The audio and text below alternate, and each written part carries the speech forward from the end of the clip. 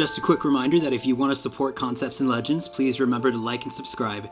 And you can also show your support by using our TCG affiliate link for any and all of your magic needs by using the link you see here or below in the description. Any and all help is greatly appreciated and helps us bring you more videos like the one that is starting right now.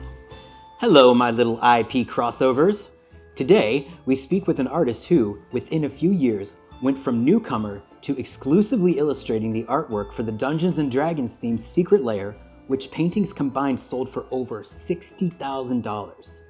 It's clear that this guy is rolling for initiative, and it's 20s all the way. Dungeon masters and district managers, allow me to introduce Tyler Walpole. Thank you for taking the time to talk to me today. Yeah, thanks for the invite, Aaron. Appreciate it. Right off the bat, I have to say congratulations on the Secret Lair. That's incredible. And how are you feeling? Oh, thanks, man. I really appreciate it. Awesome. That is an absolute dream gig. I grew up watching that cartoon when I was a wee tot back in 1980, whatever. And Hero's Downfall sold for, was it $25,000? It did. That's a lot of dollars. I mean, that's got to be so surreal. I mean, what were you doing when you found that out? Where were you? Do you remember where you were? It was still being pandemic times. We were Zoom meeting with some friends, and that live across the state, and I was just like, well, I better check in and see how that auction is going. And that it went from, I think it was at 6,000 for like most of the week. And then it just started going up and up. And I was sitting there with my wife and I was like letting her know when it was going up. And I was like, that's almost 5 times what my previous highest selling piece went for, or before this series anyway. So it's and it's going to be exponential because now you've become one of like the anointed. Yeah. So it's true. I mean, like there's a certain I think that you've hit that, you're hitting a stride, and it's really incredible that you were given the project. I mean, not because obviously your work's fantastic, but it's interesting because you are relatively not new to the industry, but relatively not new to Magic, but you were not as prolific as you were in other properties. But so then how did you get into the mix? How did that happen? How was the Secret Lair project brought to you? So the way it came about is a few years ago, I started doing work on a card game called Dresden Files, which I'm a huge fan of that series, and I was fortunate enough to get hired to do all of the artwork for the series for the whole game. And when we talked about art styles, they had done some stuff that was in more of a comic booky style to begin with on some other properties. So I suggested that they follow suit with that. And so then they hired me and just kind of gave me free reign to develop the style as I saw fit. And over the course of, I did a couple hundred cards. And over the course of that time, I developed from a more rendered comic book style and got closer and closer to the cell shaded look. And then 2 years ago, I went all in on Critical Role. I became a huge fan of that web series and did all cell shading on that. And I absolutely fell in love with it. So I started sending that style of artwork to the art directors at Magic, knowing that it doesn't really fit the brand very well. I was like, there's not a lot of opportunities for this.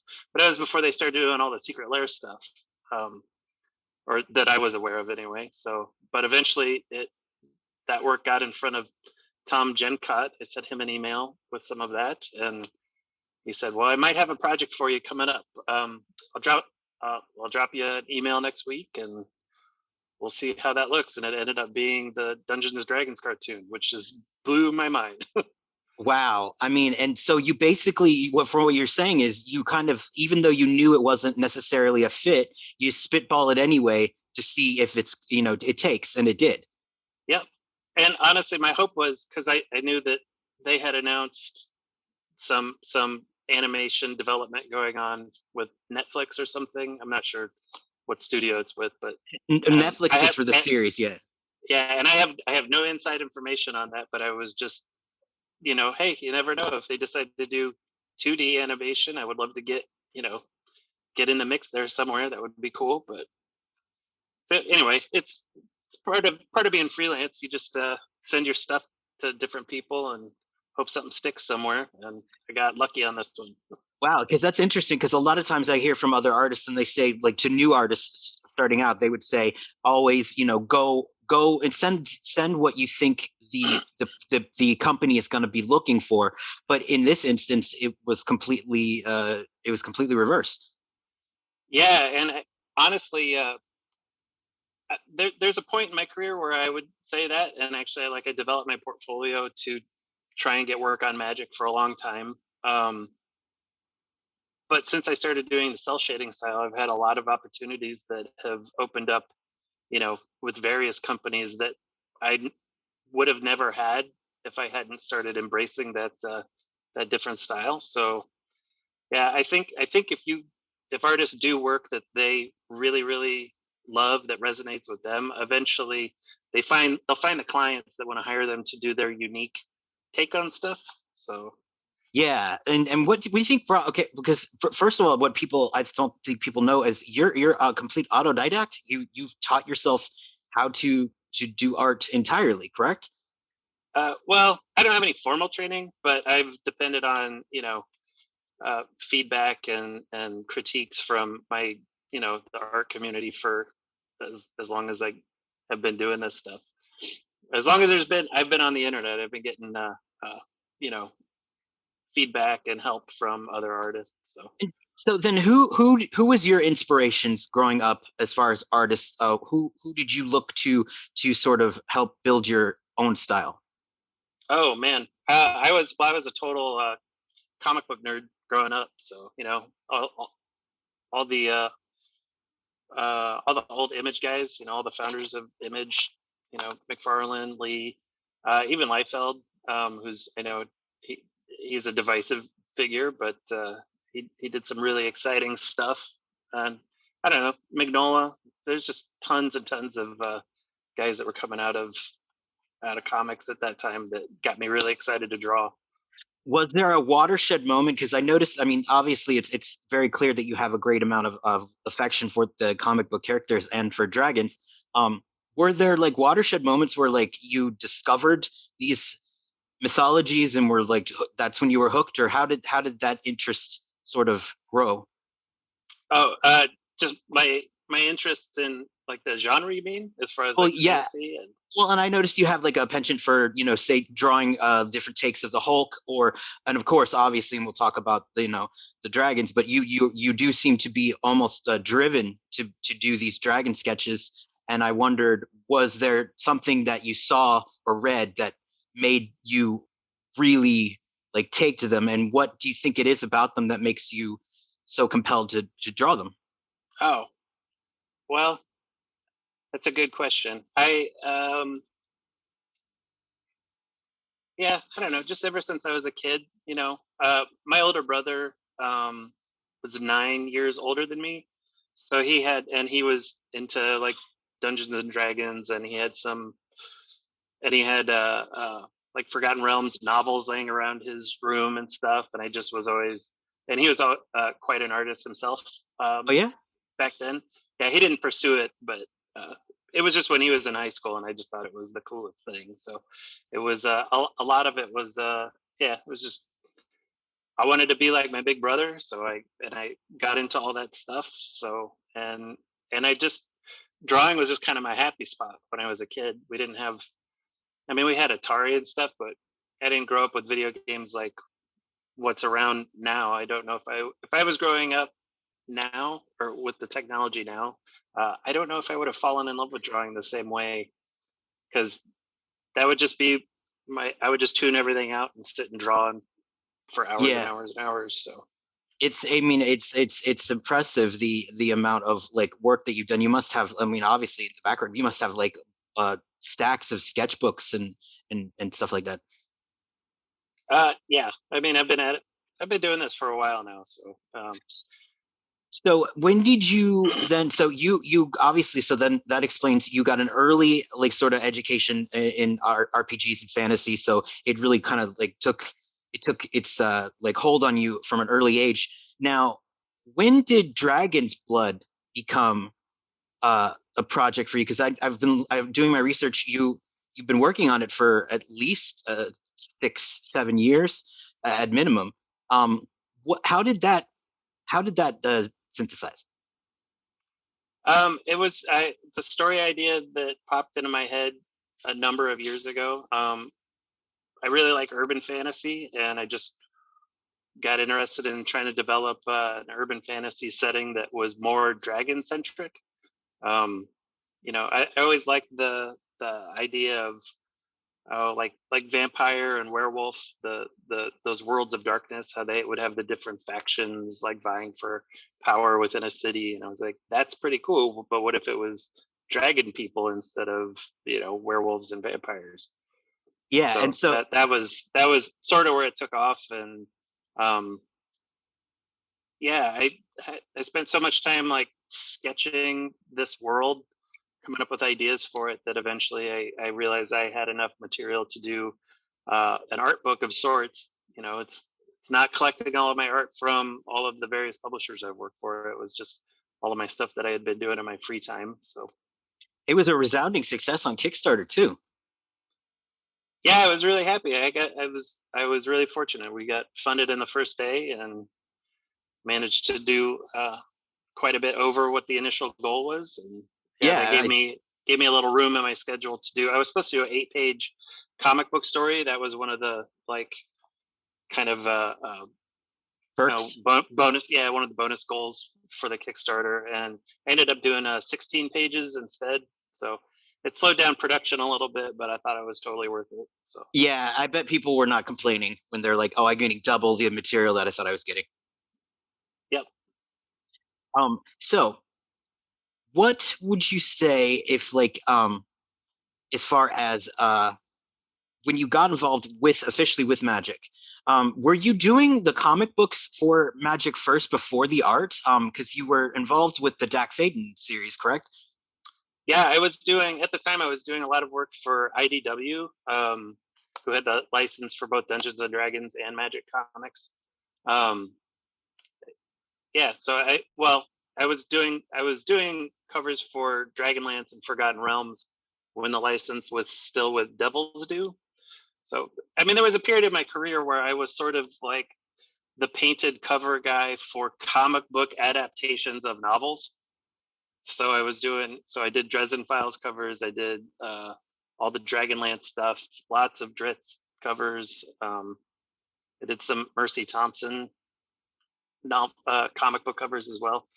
Um, so yeah, then when they got so I was already working with them producing these painted covers, and then when they hired me to do when they got the license to do Magic, I was just kind of a natural fit to slide over and do some Magic covers too. What was your first card? What was the first official card for Magic? First fish card was the stained glass knight token. Oh wow, that's a It beautiful was token. Oh, thank you.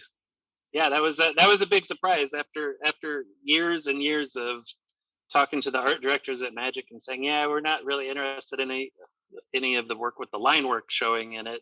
And then I got that was my very first card. I was like, well, this is not how I thought this was going to go. Yeah, it's sort of you got it. I got a chance to. I mean, I love the bond of flourishing behind me, and but you got the chance to really let it shine in the Lovestruck Beast card. Yeah, yeah, that Um, was that was when Cynthia Shepard was the art director on that one, and she gave me the assignment, and I since it was supposed to have a storybook feel, I asked her if, how she felt about me doing some watercolor for it, and they're really good about giving you room to explore if you just you know say I want to try this, and of course if it doesn't go right, you have to fix it. but and but they give you so just enough rope to hang yourself. And so did you I was reading did like a redux of it or a revamping of it. I was confused. What did you add to it that made it different from the initial version Of which card? of Sorry. Love Struck Beast? Um. There was something where you added more pencil to it. At least that's what I thought I was Oh, reading. oh, oh, oh. Yeah. No, I did. I did some limited edition prints where uh, I spent I would spend an afternoon like rendering over them with colored pencils to just sort of make a unique one-off piece for each one of the prints that I sold. Oh, okay, cool. Oh, that's neat. Yeah, that was Okay. just for the collectors. It was that's well, okay, that's cool. I mean, it's fun. So do you do that do you do a lot of artist proofs? Do you do any of that kind of stuff? And another question I had was, do Secret Layers get artist proofs? Uh, that's what I've been told. They do they get okay, well that's pretty cool to know. I mean, I'm sure those will be a hot ticket. Yeah, I imagine collectors will be looking at them. I used to do more artist proofs, but I kind of slowed down on it just because my schedule's been so busy. It's really hard to prioritize doing because they end up for me being like tiny little private commissions because I draw on the back of them or paint on the back of them. So um, and for a while, like I did the wilderness reclamation, and I sold all of those artist proofs like without realizing what their value was. Like Yikes. it was, yeah, that was like my second set, I think, that I had cards in, and Yeah. I was doing a lot of conventions. Like, well, I'm here, I just want to sell stuff, and so I sold them for almost no dollars. Oh, bummer. Oh, that's yeah. And little did you know that that would be. I mean, once you get if a card gets banned, you know it's worth money because Yeah, that's a good sign. Like you want a banned card, it's like batten down the hatches. yeah. So since then, I've decided that I only want to do artist proofs after I've had a have time to draw on them and stuff. So I Um, will be making time for that, but yeah, yeah, yeah. it's been a while.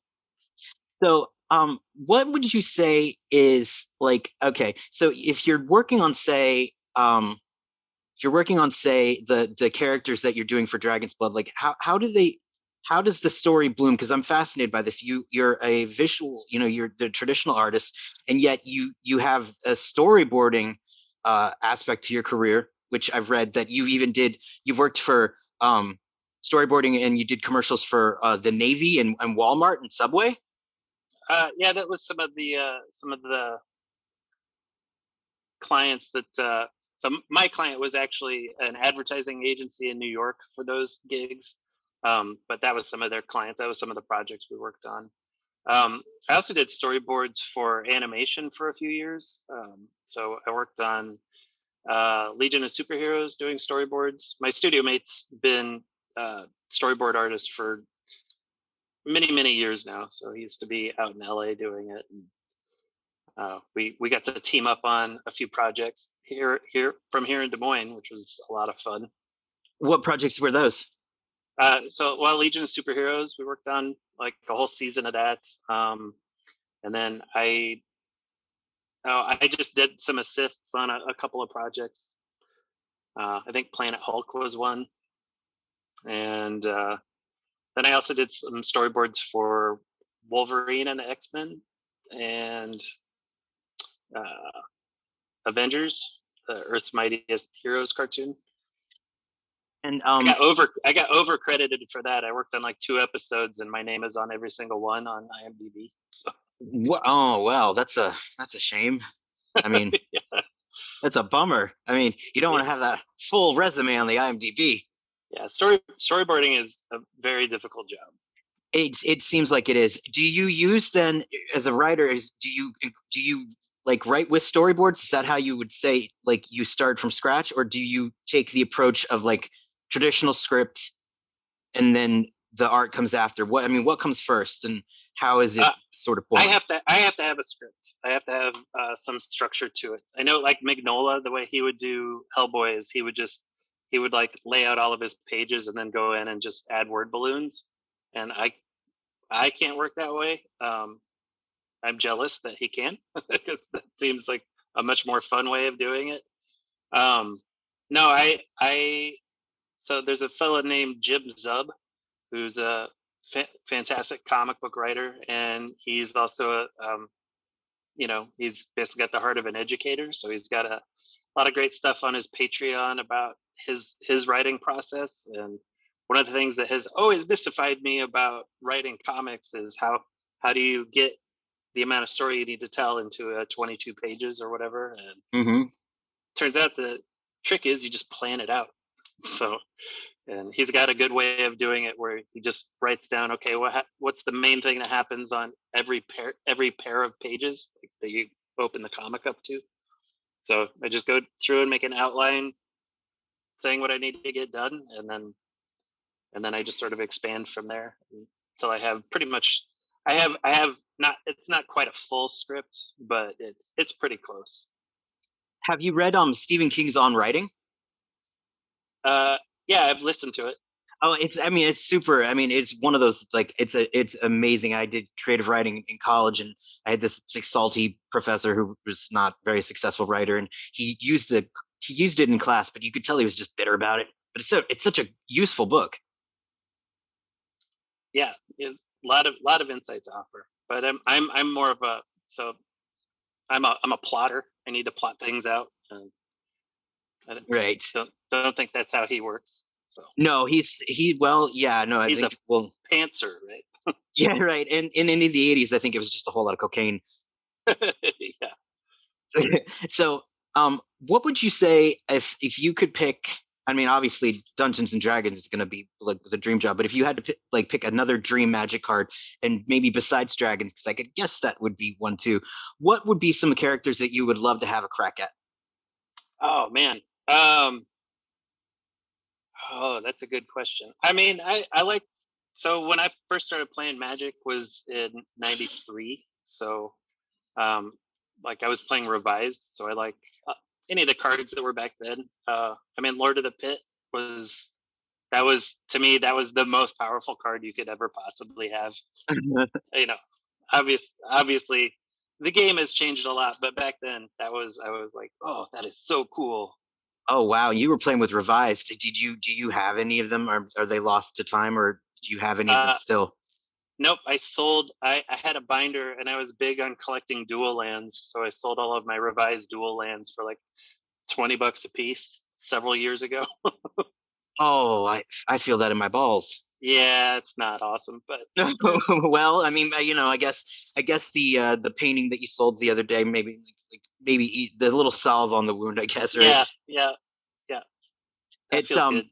yeah, and it's kind of crazy. I mean, is it surreal to think that like, maybe well, because secret layers are, I mean, they're more or less, sort of like I think the new reserve list, so to speak. Sometimes, let's just say, um, they could and very well will be like chase cards, and you're gonna be part of like that pantheon of things that people are gonna be, paying for. Is it must be such a surreal experience.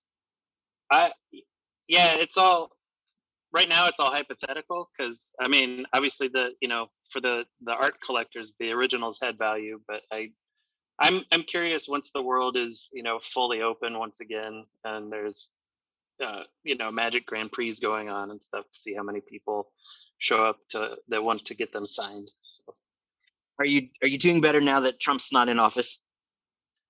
uh, yeah, I Yeah. mean, yeah, I don't wake up terrified every morning. So Yeah, I was reading your Twitter and your Facebooks, and it was just like I felt so bad for you.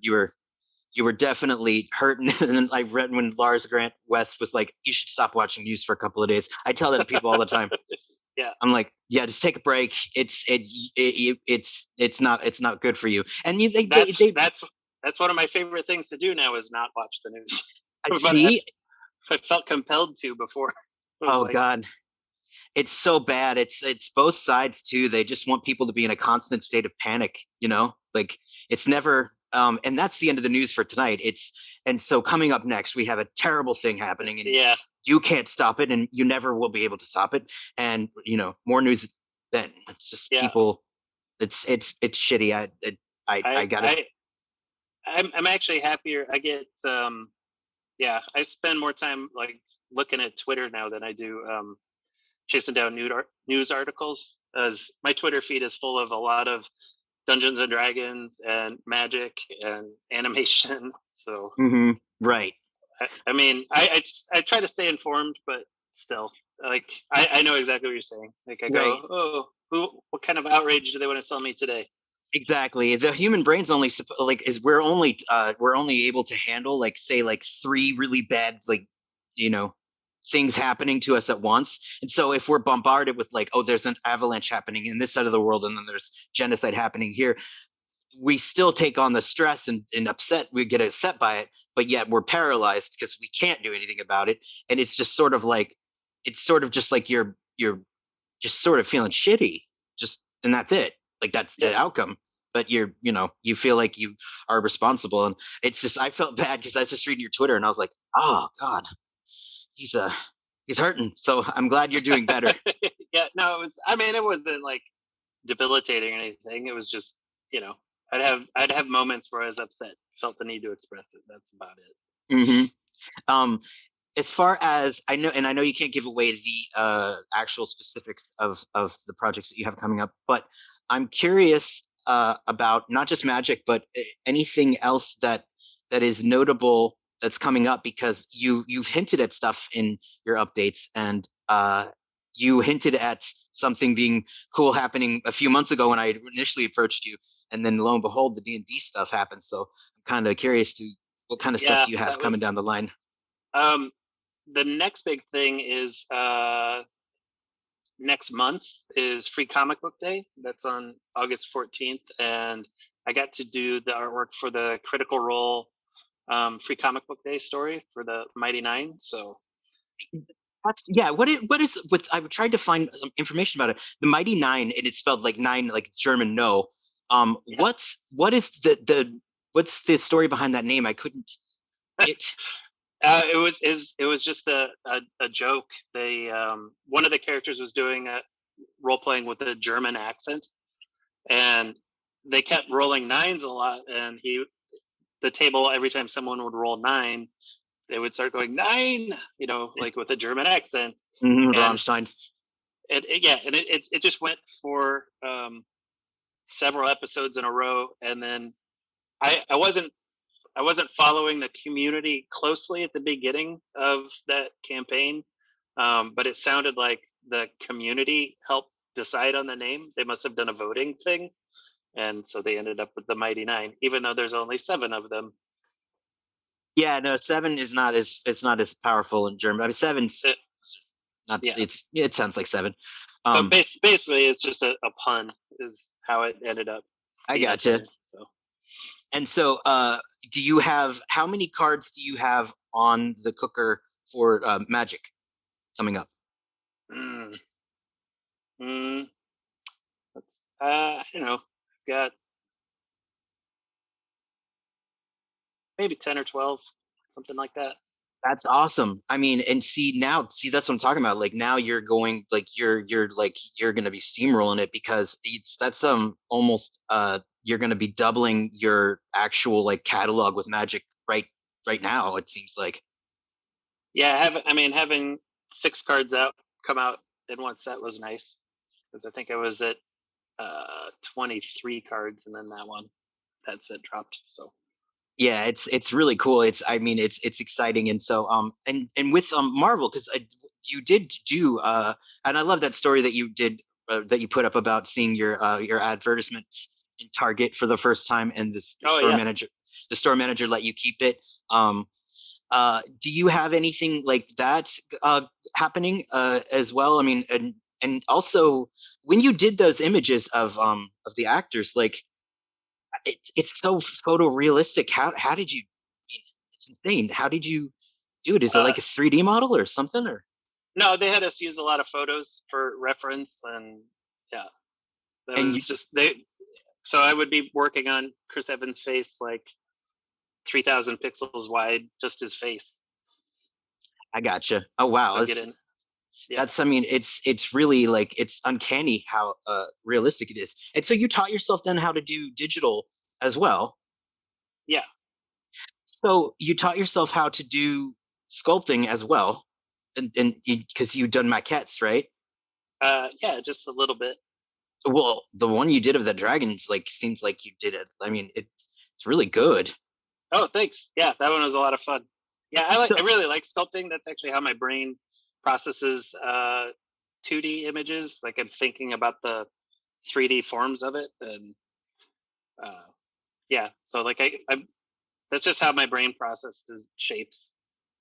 So how do sculpting is actually simpler for me than drawing is because it's just pushing stuff around. really? Okay, that's interesting. So you are like, what is it more that you're more of a tactile kind of learner, or is that what? Yeah, I guess that's fair. That's always I'm a hands-on learner. If you had to pick one of your pieces as a personal favorite, or at least one that came that just happened as easy as could be, which one would it be? Oh, um, I've got a couple coming up that I'm really happy with. Um, yeah, yeah, I got to go with the Venger one. Um, Mainly just because that was my very first question when Tom told me what the project was going to be that we were working on. First response was, "Are we going to do Venger?"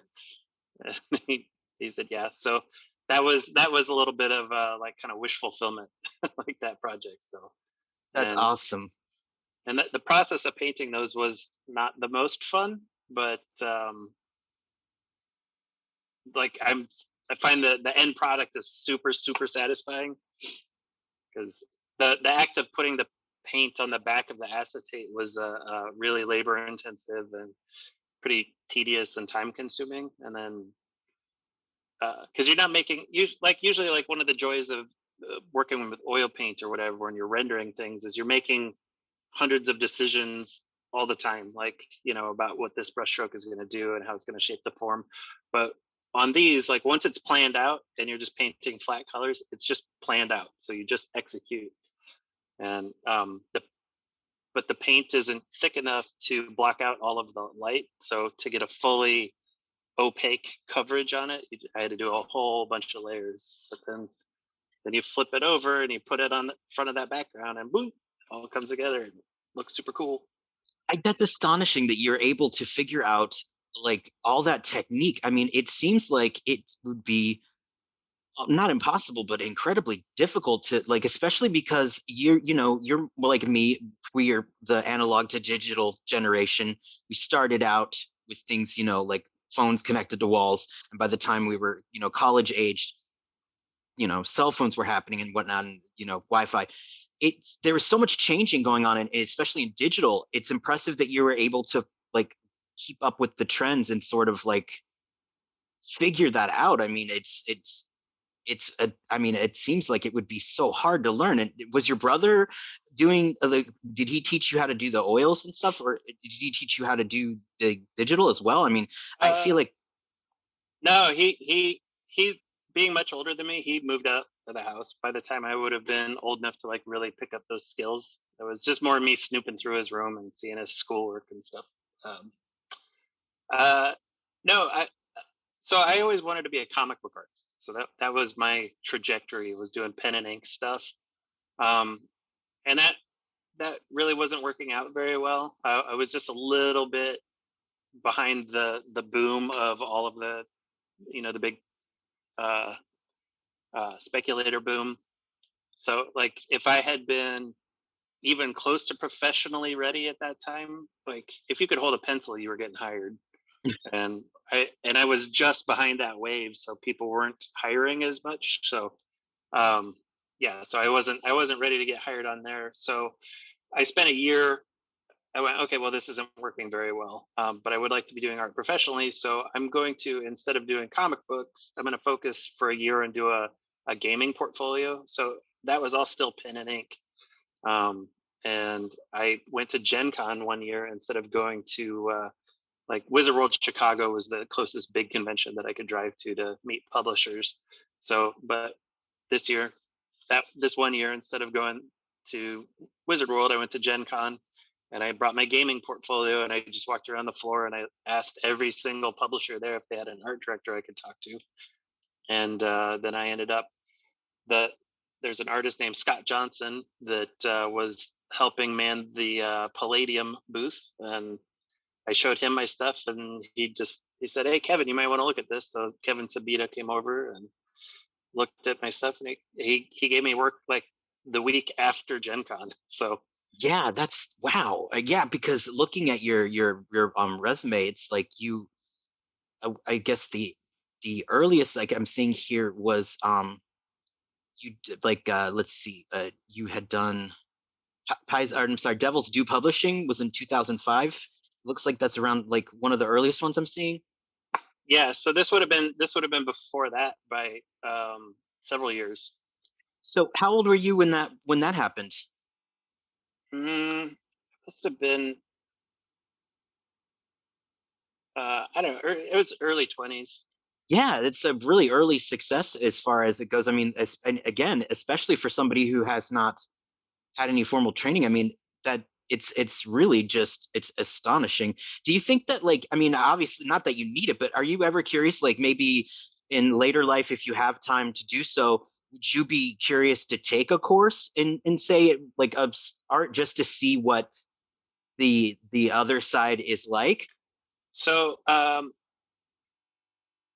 yeah, absolutely. So I do take I've done some workshops and stuff where you go for like a week, and it's like a semester's worth of education all truncated into, you know, 5 10-hour days or 12-hour days of sitting there painting. Jeff Miracola has a fantasy art workshop that he's done. Last year, the Howard Lyon was the guest instructor, so that like getting to paint with him in the room Right. and giving you pointers is is incredibly invaluable. Like, That's yeah, you got to be like sort of like changing yourself. You're like, this is pretty. That's got to be surreal.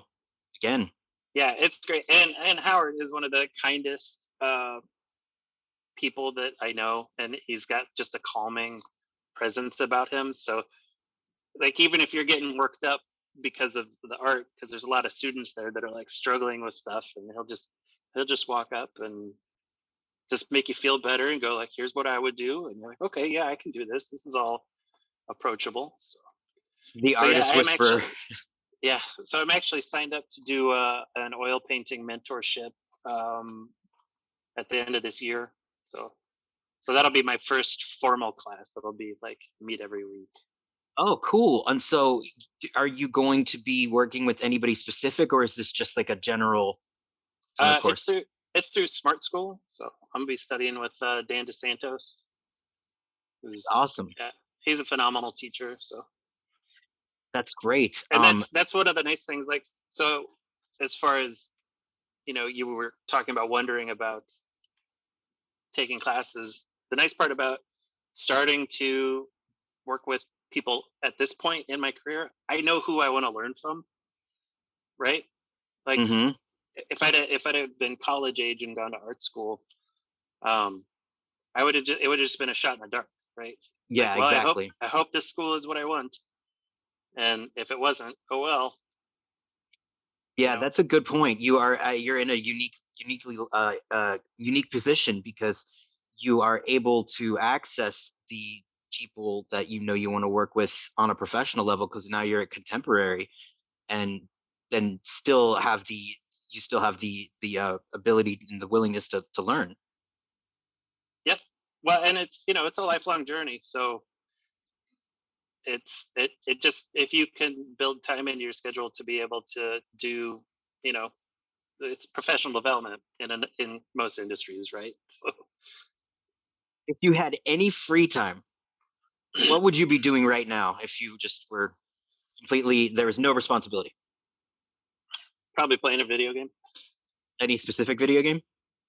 uh yeah, I really like open world RPGs, so uh yeah, I've been like, I don't play a lot of video games, but I try to make time like twice a year that I kind of do a staycation for a week where I just binge on a video game. So last one I did was Red Dead Redemption 2, and it was incredible.